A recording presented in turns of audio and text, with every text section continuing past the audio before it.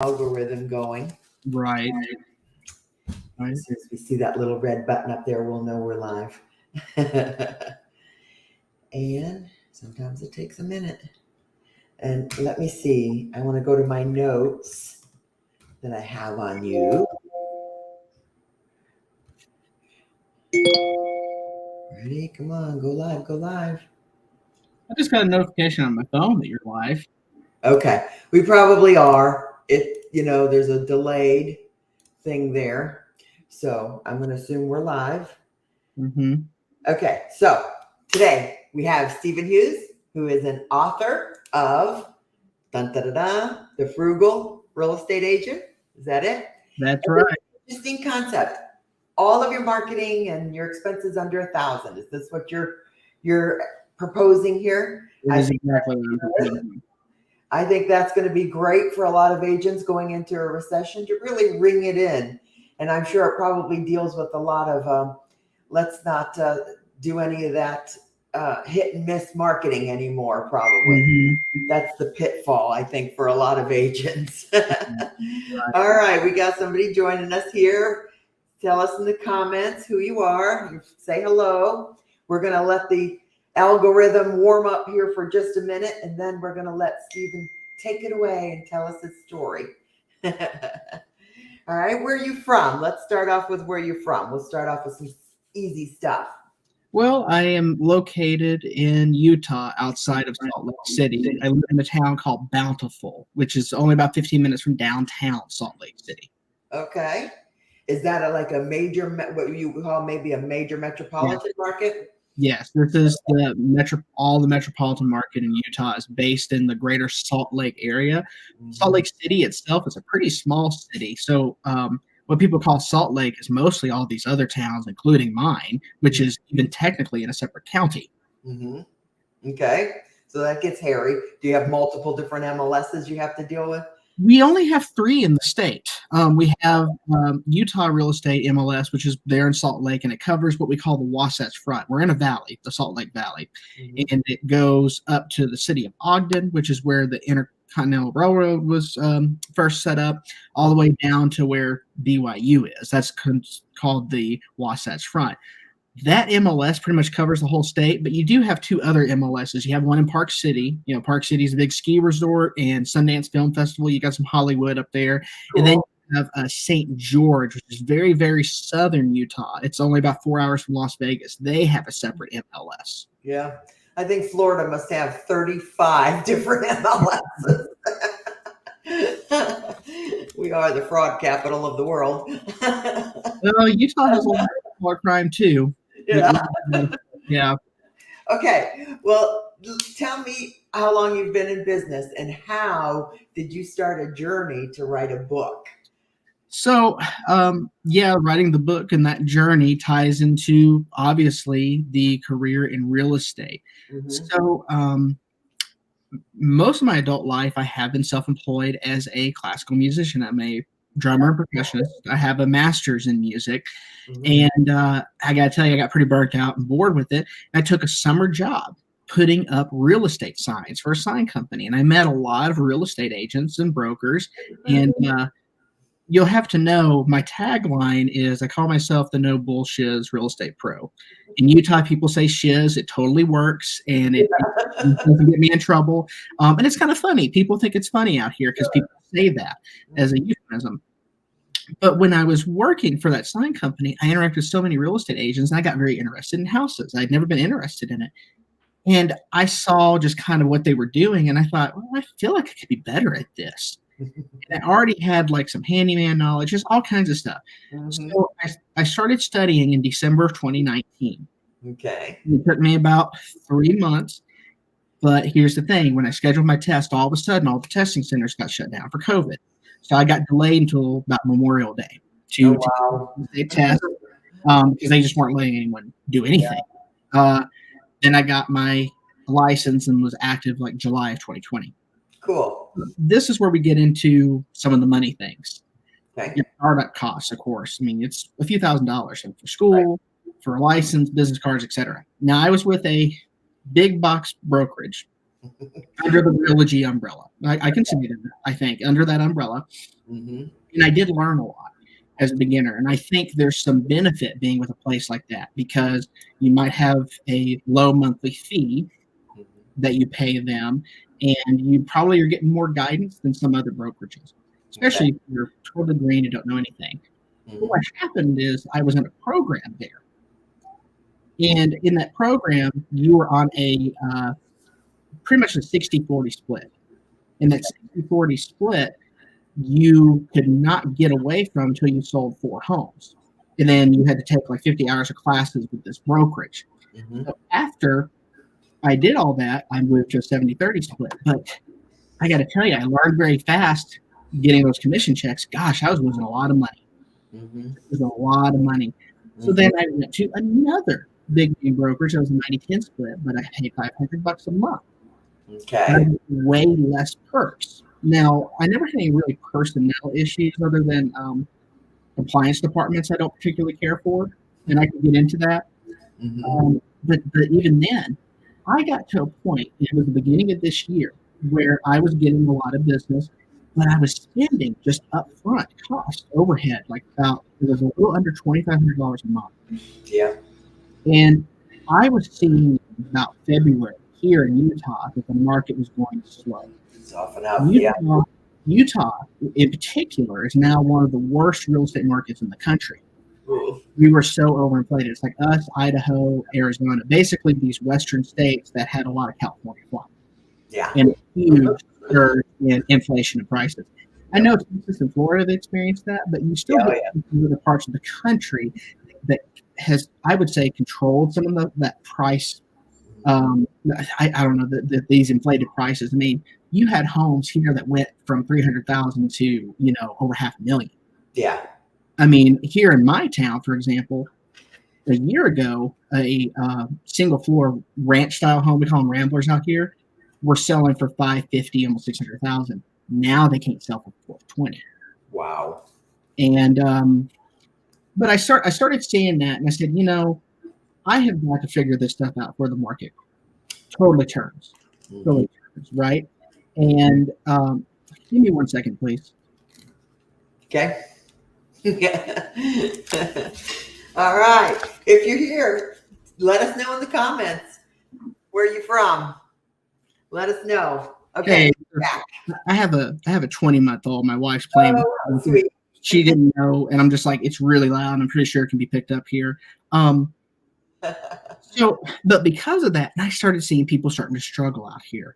Yeah. And I'm like, how did I even get to this point? How did I get to this point where I'm spending almost $2,500 a month? Yeah, that's a big nut. Yeah, you start reflecting on coaching. You start reflecting on things that you're taught. Mm-hmm. And I would say it's a 180 in terms of not just philosophy, but my business practice, how I obtain business and cost. At the moment, my overhead is less than $500 a month. Nice. I did brokerages. I'm at like it's a transactional brokerage, I think is what it's called. It's like basically I only spend $200 every time I do a deal. I have no overhead monthly costs, nor do they do a commission split. Good. Now, granted, you don't get a lot of service from them, but they do have a compliance department and all that. Sure. My goal is I'm going to still open up my own brokerage next year because because I have 18 listings right now. Even then, I will save about $20,000 a year having my own brokerage. Mm-hmm. And you can do the brokerage very cost effectively, the same way operating now. It's not really going to be much different. No, because and that's kind of I think it's one of the things I point out in the book is you have to decide, of course. I mean, this is a little political. You have to decide what works for you. But I think if you're a true entrepreneur, if you're a true business person, the bottom line is going to be pretty important to you. Yes. It's important. And I think there's going to be big changes in the brokerage models because they are not sustainable to the agent. They're not. You cannot sit there and still take close to half of the commission and provide what I call frou-frou benefits. Like, oh, here's a CRM that really isn't that powerful. Or, oh, we can, we have a photographer for you and we'll do direct mail. And, for me, I don't do any direct mail because I don't think it works. Right. I guess it can work in other places. There's a lot of evidence that I won't do direct mail out here. Right. So that's kind of the journey. I don't know if that makes sense. I mean, maybe you could ask a question to kind of hone it for me. Yeah. How did you make the decision that you were going to write a book? Oh, yeah, that was the original question. And like, okay, you make this decision, then what? Well, so the decision to write the book is, I started off my career as a band director teacher. I've always taught. Nice. And, I taught a lot of private lessons. Most of the kids that majored in music or won state contests were my students. Mm-hmm. And I started getting calls from agents. Okay. And when I've been in a couple of coaching programs, I saw that these coaching programs did not promote real world ideals. Mm-hmm. And this is opinionated, so you can take it with a grain of salt. There's a lot of these coaching companies that push FSBO, expired, and circle prospecting. I do not think those are ways to build a sustainable business, and regardless of market. And I could talk about that at length. It's not really related to this. But because I think there's a toxicity in the brokerages and the coaching, and people don't know any better. Because we're told, we're marketed to more than any other profession, constantly beat over the head. Oh, if you just pay this, you just get one deal and you can pay for it. Just all this stuff. And it is so hard to basically sort out the truth. In some ways, I feel like I wasted 2 years figuring that stuff out. And I think about the thousands of dollars that are gone.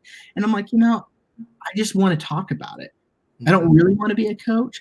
I have written a couple of books before that weren't published. I've had a couple of short stories published. So I've always written. I wouldn't say I'm great, but it's something I like. So I'm like, I'm going to write the book and put it out there. That's it. I just, I guess you could say it's annoyance that the industry is so toxic to new agents. Yeah.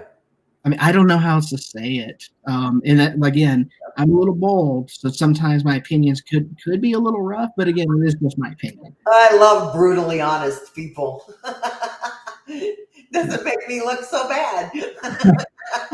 Well, I think people, I would like to say, I like to be straightforward. Sometimes you don't want to lack compassion, right? But that's the big thing I've seen in real estate is so many agents aren't willing to sit there and just kind of tell the facts or the truth of the matter. Like, I had one guy who expected every time there's a showing, I'll call him and tell him, oh, how's the showing with this other buyer agent and their buyers? And I just said, that isn't going to happen. You're only going to get an update if they're putting in an offer or they're giving us feedback that's relevant, like your house smells like marijuana. Otherwise, you're going to get a weekly update from me on Mondays. Yeah. And I said, I know you probably think you should get something daily, but I don't have something daily for you. That's just not reality. And you would be surprised how many people respect that. And if for some reason, this is my opinion, they did not respect that, they're not worth working with because they're going to still be a problem in the end. That's the truth. Yeah. So what are your nuggets that you got in the book? Give us some nuggets. I love nuggets. I think one of the things is you really do need to sit down and look at the cost of a brokerage you're with. For new agents, they can't immediately start their own brokers. They don't have the experience, or their state may require, like in Utah, you have to be an agent for 3 years. You have to have so many sales. Yeah. 3 years is really long here. So I can't do it until May, even though I'm pretty ready for it. So you're going to have to be in a brokerage, and you need to sit down and figure out what is that going to cost you realistically. I talk about actually having a business budget. What's something I have not seen in many business books or even hear people talk about is having a budget for your real estate business. We talk about personal budgets, but we can talk about what is the budget for the business and stay within that budget. Yes, they never etch out a marketing plan or a marketing budget. Yeah. No. I do talk about some of the things, like you could do door knocking, you could, just text FSBOs. If you don't want to pay for CRM, you use a notebook and just write in the notebook. If you don't have the money, just spend $50 a month or more.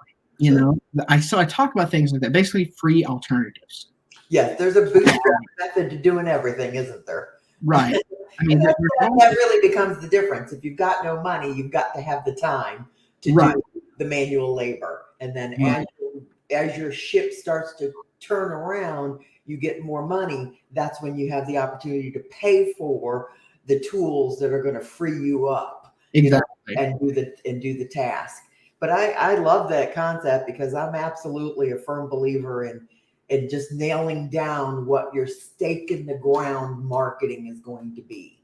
Right. Whatever it's going to be. And it's not going to be the same thing for every agent in every market, and you got to find something that's going to be comfortable with you and your personality and something that you can be consistent with. Mm-hmm. Absolutely. And that is the key, and so I think a lot of agents really miss the mark on that. And that's unfortunate because you're right. They are being just taught to be cogs in the wheel, Yeah. You're a rogue or scrappy agent with a personality that's just going to rise above all that. Get out as fast as you can. Mm-hmm. Mm-hmm. Yeah.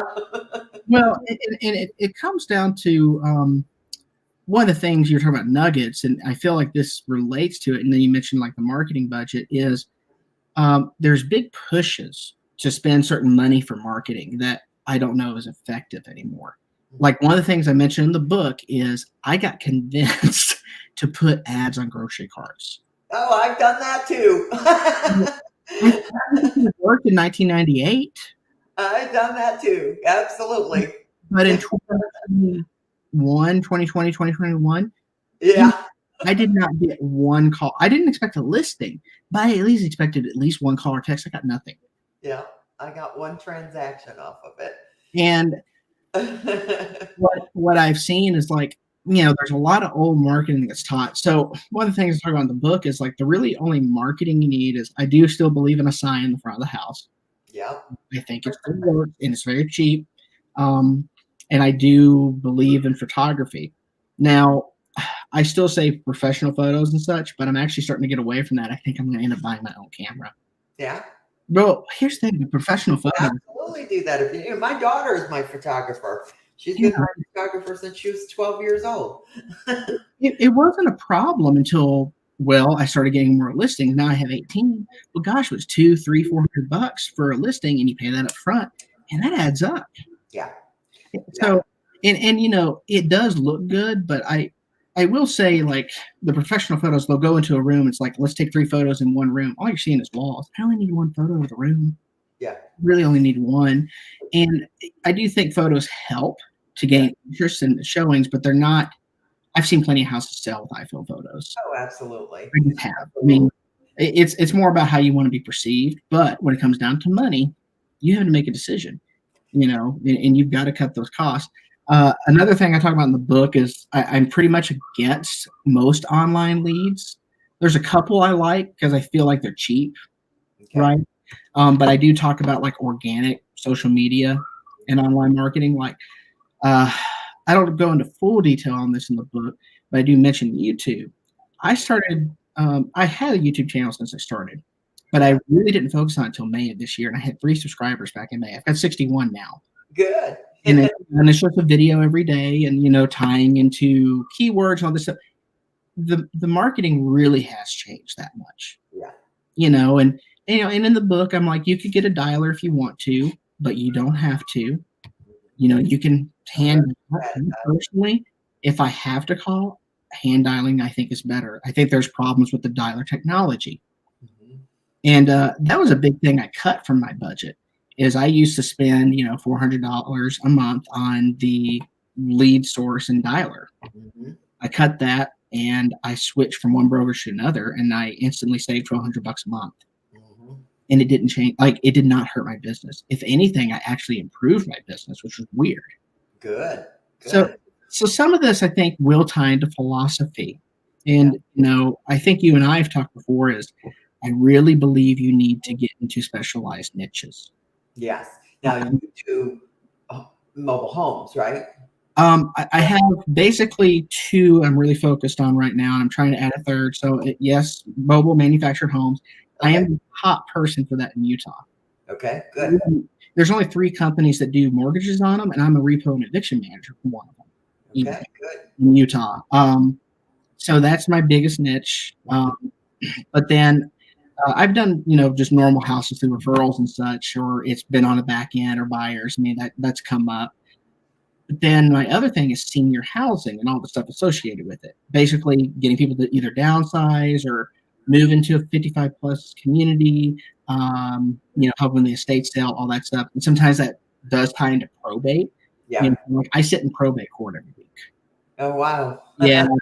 That's another call, but that's been interesting. But though I would say that niche is still kind of in its infancy. I've had a couple deals from it, but not like mobiles. But that's like the one I'm really trying to expand.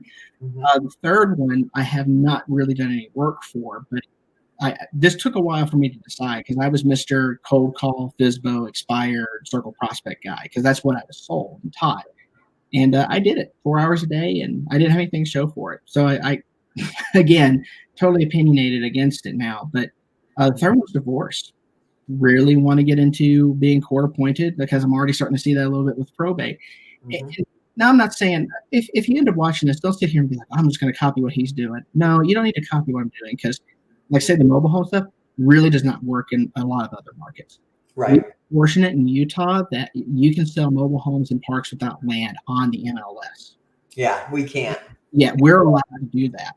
Right. And there's no sales tax on them. And there's zero transfer tax on real estate in Utah too. So we have all these like benefits other states don't. Yes, that's a market niche for you specifically. Right. Just like, I have a buddy in South Carolina does beachfront condos. We don't have a beach in Utah. So that's something like say I couldn't do. Yeah. So I've often related to that. I mean, I'm in Mayberry, USA, in the middle of Florida. When I'm listening to someone who sells $1 million houses in LA County, I don't relate. I can't relate. My price point is not anywhere near that, and it is what it is. I just got to work harder, to make the numbers, Definitely. But at least the cost of living is a little bit cheaper. Oh, yeah. We're familiar with that. I'll tell you. Compared to them. Yeah. My mortgage payment is probably a dinner out in Las Vegas or Los Angeles, So that's been interesting. I love it. Okay, so, it's one thing to craft and write and publish a book. It's another thing to launch it. How has been your launch experience? It's been informative. Your learning curve. The short stories I've published were like for contests or in a collection, and I didn't get any money from it. It's like I've made money in music through publishing and arranging, but I've been writing stories, like fiction stories, since I was a little boy. Nice. And it's always been like a dream to like write a book or something. And the Amazon thing does really make it easy. Good. Okay. Because you can write it. So you self-publish through Amazon? Yeah, and I use my Fiverr guy to format it and to make the cover. I've had a couple of music products I've launched before, so I'm using some of that experience. The biggest thing that helped me was there's a promotion where you can do the ebook for free for so many days on a new book on Amazon. So I did that, and it put me at number 1 for buying and selling real estate. And I promoted it across a bunch of different realtor Facebook groups. And I mean, I think I've had almost 1,000 downloads, which is fine. But I've had some people buy the print ones, and I've had some people before and after that paid for the Kindle version. Well, now I'm on the list, and it'll just kind of trickle in. And it's another little stream of income that's going to go towards that $400-something overhead. Nice. My dream with that and any other little real estate product is that'll pay my overhead, and then the commissions will pay. That's what I want. That's good. That's good. I love it. But the promotion, I mean, it's been fine. It's a side thing for me. I'm not trying to make it, like my main gig. Right. And I have no interest in paying for ads for it. Right. Basically, it's there's a couple of coaching companies that I used to be involved with that have promoted it. And it's just, I think, word of mouth, things like this talking to you, technically, this is considered marketing for the book. Absolutely. Absolutely. And it benefits you because it gives you a Friday call. Yes. Yeah. And then it benefits me because, I can point back to this video and that people are like, Oh, yeah. where can I get the book? Where can I get the book? And Well, I'm inspired. I think it's awesome. I love listening to people do things outside of the box, well, and just take that leap of faith, huh? I'll tell you, you talk about leap of faith. It's kind of like with my probate niche stuff. I was just talking to, I do have a coach now. I coach with Mike Cribben, and I was talking to Mike, and I just said, it's really interesting. I was observing in court, but I talked to one of the court clerks, and basically she said, "Oh, get there a few minutes early, talk to the judge." And so I ended up talking to the bailiff and judge. He's like, "Oh, if you're here to observe, you can actually sit up here in the front, Nice. in the audience." So what's happening now is everyone's recognizing me, but that's just in Salt Lake County. So all the probate, this is the biggest courthouse, and I'm the only person doing it in real estate. There's no investor competing with me. There's no agent, and that's the beauty of a niche. That's a beauty, like you said, of thinking outside the box. Yeah. And I think that's one nugget I didn't push hard enough in the book. I kind of wish I had of. But when you're first starting, it's hard to know what those niches are. Yeah. And I still believe going after, like, say, FSBO circle prospecting, it's a lot of good practice on how to talk to people. Yes. Because those lead sources are so difficult. Basically, if you can talk to those people, you can talk to people in your niche very easily. Oh, absolutely. My experience. My experience. Because, gosh, like, say with the mobile homes, I don't have a listing presentation. They know me. And I go in with the 3 pieces of paper. No, it's just nothing. But so I think that's the value kind of that stuff. And I would still say I believe that you should look into it because it's going to help build up your sales skills. And sales skills are always going to be a part of this. Sales is just talking to people. They are. And I think that comes with, knowledge, when you get over the, the imposter syndrome and you really have some knowledge and you have some confidence, I think it just eludes from there, comes out naturally, the more confident you get, I got, a lot of experience. I was a mortgage broker before we started our real estate office. And, you're dealing with people on a consistent basis and talking to them about their credit, you learn to take control of the conversation and ask those hard questions. Of course, I'm old school mortgage lending, where we actually physically sat eyeball to eyeball with the consumer and took an application. Not today, where it's just, go to the website and enter your information. We actually sat down and listened to people's stories and you learn. And, in dealing with some of those niches that you talked about, like even in probate, or if you touch on distressed properties, those are very targeted niches, and they're consistent, those are niches that have to liquidate in good times or bad.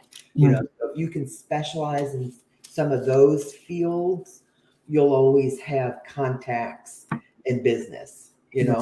I know a couple of girls in Tennessee that do probate, and then they do they have an estate liquidation business as well in conjunction with the real estate sales, and they're on fire. Those girls are on fire, and nothing slows down for them. So I think that's absolutely something to consider moving forward in this economy, Yes. And that's, just kind of back to the book and some things, like maybe you do have a lot of business, but transactions are slower. Yeah. Get a buyer and they're even slower to close. Yeah. Like everything is slow. So it's like, okay, maybe you're making more money than you did a year or two ago because you have more listings, but here's went up. prices went up, but your cash flow slowed because we're in an economy that's like that now. And not to be doom and gloom, but I think as a student of history, and just if you have your pulse in the market, it is not going to get better soon. Right. It will, especially in Utah, it will get worse here. Yeah, absolutely. It's going to get worse everywhere, you know, and that is the reality of the situation. And we can try and not to be, chicken littles, but I think you would be foolish not to be prudent, right, prepared. And I think what people don't understand is it takes months. It's a slow slide down, and you hardly even notice it when it's happening. You really do. It's not going to, there's a lot that has to go through the consumer psychology between now and the next 24 months. I mean, inflation is going to beat the hell out of them, and then they're going to start to lose their jobs because inflation is going to catch up everywhere. When the job losses start to really whack away at it, then people stop paying their rent and they stop paying their mortgage. And so that's gonna, that'll take some time. But I used to do REOs. I did REOs after the last crash, and I did REOs for 12 years. I listed REO property. And so my profiles are still out there, and I get a phone call at least once a week from an asset management company that wants me to update my license and insurance because they're cranking up the war horse, quote unquote. I had a conversation with one of the asset managers that said, by 2023, it's going to start to slip. By 2024, we're going to be in it, So I'm prepared. Because I swore the last time I was going to be debt free when this happened again. And over the last decade, that was my goal. And by God, we only owe like $40,000 on our mortgage today. And I am hunkered down and ready. Yeah. But you have to understand that there's opportunity in every market. We thrived when the market crashed the last time. We thrived. We were the first ones on board with short sales in our county, and we just dominated the market. So it's not all that scary, because if you think outside the box and serve a purpose and a need and fill that need in your market, you'll find profit. You really will. So don't be scared. Just be prepared.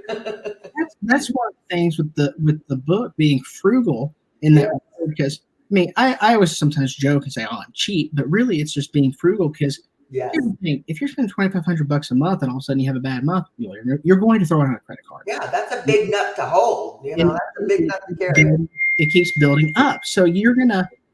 That's why, like in February, I have to make a change now, and I am so grateful I did. If I had waited till now, I got to tell you, I'd be screwed financially. Yeah. And I would be freaking out. Yeah. It's my wife, and especially since we have a 20-month-old. The goofball, we'd be worried about her. That's why, because I think there's a lot of people getting real estate for the wrong reasons. Yeah.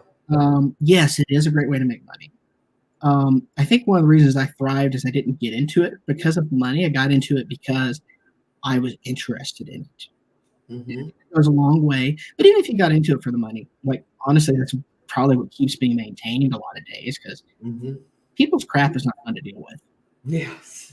So it's like, well, you know what? I've got this check waiting for me. It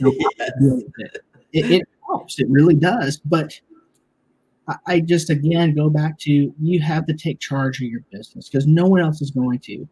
The brokerages that you're with, they know that the fail rate's 90%. They are not going to invest in you. They're not going to tell you real world advice. They just are going to tell you just some standard stuff, because here's the thing: the real world advice, yes, we want people to be honest with us, but the real world advice is not easy. And the brokers don't want to deal with it because they don't want to have to coach and mentor when they think they're going to be out the door in 6 months. Right. That's the reality you face. And how do you face with coaching? That's one of the things I talk in the book because I've been through a couple of coaches. A couple of them are bad. I do. I hire coaches all the time. And it's just like it's a decision you have to make. But I will stand by this. If you're a new agent and you're spending, no names are going to be named. If you're spending more than $200 a month for a coach, that is not wise. Right. New agent, you are going into debt. Mm-hmm. Straight up going into debt. Mm-hmm. You know, and yeah, it's you know your expenses up front. You've got your board fees, you've got your E&O, you've got your MLS dues. Mm-hmm. You know that stuff up front. If you have a desk fee, if you know what is your marketing budget per deal, don't exceed that. Mm-hmm. And you got to work if you're going to hire a photographer or any vendor, you got to hire one that's going to fit in your budget. Yes. You know, the reality is there are actually plenty of choices for vendors. Mm-hmm. And a lot of realtors have been, I would say, duped into thinking that we're the ones that have to negotiate everything. And like, we have kind of a scarcity mindset when it comes to that. But me, like, I have fired 3 title companies. Mm-hmm. Because I'm like, there's some title companies, you screwed this up and you didn't take accountability for it. I'm not working with you again. Oh yeah. You know, and there's an attitude. It's like, no, you don't need my money or my client's money. I'm not going to deal with you. And if you have that attitude, which some people think is a little, I think people may think it's harsh, but you know, that's what's called being a business. It's called being a business. Because you know what? Who's going to sit there and look out for your family? Yeah. So it is emotional. You have got to take charge of this before it's too late. Because no, you are not going to get bailed out of this business. If you fail, you're going to go get a day job. Mm-hmm. So again, all these reasons are reasons to write the book, because I will say I think there is a complete lack of it in the industry. No one is talking about frugality. No one is talking about keeping the budget under wraps. It's always buy this product and then you'll get a deal and it'll pay for the whole thing. Like, it's just retroactive idea that is foolish. Mm-hmm. Or we are still pushing old marketing ideas and techniques that I do not believe work anymore. Mm-hmm. I agree. People are opinionated, but I disagree with a lot of it. And you look at the numbers, maybe it works to a certain percentage, but is it as effective? Mm-hmm. Like, you know, am I free to talk about cold calling in my experience? Is that okay with you? Mm-hmm. Yeah, absolutely. I mean, I think a lot of people, the coaching companies, they will bully you about cold calling. You know, get your numbers, get your dials in, all this. Well, you know, that and door knocking are not great in Utah. In Utah, we have a predominant religion that does that. Yeah. So people are very desensitized to it here. Yeah. So when you sit there and you dial thousands of people and maybe you get 2 or 3 warm leads, like, how is it mentally or financially sustainable to follow up with someone 20 or 30 times like that? Yeah. And you know what? You look at the numbers and the stats from other businesses outside our industry, they don't do it anymore because it doesn't work. You know what's working for them? Having an online presence, having personal marketing, having testimonials, having free content downloads, like what I call edutainment content. Mm-hmm. It's entertaining and educational. Mm-hmm. But you have a couple of coaches that push that, but then they want you to give them $10,000 to learn how to do it. Right. It doesn't take that much to, you know, a couple of good systems and you've got a great functioning pipeline, you know, that is very cost effective and touches all of the points, you know, all of the, you know, personal touches, handwritten cards, things like that. And your inner circle still work for me. I have an inner circle that I nurture with cards, but they start at like very raw data coming out of social media, and they go all the way down the pipeline and they get nurtured with email cost effectively. I love email, you know, and then right on down the pipeline to a handwritten card system that for $100 a month, I get unlimited cards I could send. So I have, you know, 400 people in that database that get nurtured very, very specifically, you know. It's why I use the CRM. I Yeah. have every listing I have taken this year has been because of text. Nice. Okay. Right. Or they called me, right? It was a referral, they called me, or it was text follow-up for the CRM. Right. Mm-hmm. Oh, do you not want to talk on the phone? They don't. I got a book I'm reading right now on that. The marketing is shifting. Yeah. And it's text and email, you know, Mhm. no phone calls. And You know, honestly, calls text is cheap. Text is pretty cheap. And yeah. email is basically free. I mean, it goes a long way for me. Yeah. And I use Line Desk, and that's pretty affordable. Although I have been thinking about switching to Active Campaign Mm-hmm. just because it is super robust. Mm-hmm. It is. Super robust. But I can be a little lazy and sitting down transferring Too everything. many bells and whistles, is in my opinion, is if it's intimidating, then it's probably something I'm gonna kick and moan and groan about using, you know? Yep, I'm very similar. Very similar. But you have to make decisions like this. One of the things I talk about in the book is like a transaction coordinator or assistant. Now, I do think there's value in that, but it's funny because I've written the book this year. I think it's okay. My opinion can shift. I actually recently lost my transaction coordinator. She ended up getting another job. Okay. And so I'm like, okay. And it's hard to find people Yeah. now to work. So I've had to actually develop more stuff on my end that's automated. Yeah. And I'm like, oh, I don't need a TC right now. Maybe when I have 50 plus listings, I do. At the moment, I'm able to really do it easily, just like 30 minutes or an hour of paperwork a day, maybe. Yeah.